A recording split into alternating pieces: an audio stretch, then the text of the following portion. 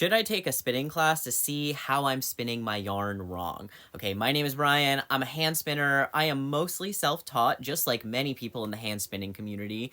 And a lot of people worry, should I take a hand spinning class to see if I am spinning my yarn wrong? Here's the thing. There's no wrong way to spin yarn. There's no wrong way to make string. If you are making string, if it holds together and it's usable and you spun it and you got it onto the bobbin or the drop spindle, congratulations, you're spinning correctly. There's no wrong way to spin yarn. There is simply spinning yarn that results in a yarn that was not what we intended, okay? So the way that you spin your yarn will change the way that the yarn comes out. I think that a lot of people don't understand that it's not just the fiber type that's going to affect how floofy or how drapey your yarn is. A lot of it is how you are drafting your yarn, or actually drafting is the act of spinning, kind of the act of that fiber being pulled from the fiber cloud and then being turned into string and being fed onto the bobbin.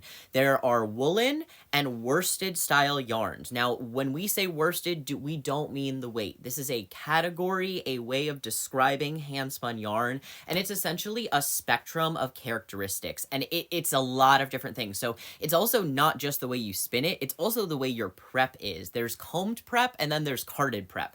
Carded prep will result in a more woolen spun yarn. However, if you use worsted drafting techniques, you're going to get somewhere in between those two types of yarn. Generally, woolen yarns are those really airy, fluffy, cushy yarns. Often they are great for showing off things like cables. However, the drawback of them is that they do often pill a little bit easier. However, because of how much air is in them, they are warmer than worsted style yarns. Now, worsted style yarns are going to be drapey, they're going to be dense and a little bit heavier because all of those fibers are aligned and compact together. Yarn tends to be a little bit shinier, even if you're not using a very shiny material. And in addition, these are extremely hard wearing yarns, so these are not going to pill very easily, and they are probably going to last a lifetime. And again, so all of these things can be impacted by the actual fiber that you have, how that fiber was prepared, and then how you're drafting the yarn as well. And so if you are finding that you're spinning yarns that you hate, you're like, wow, I would never use any of these yarns, they're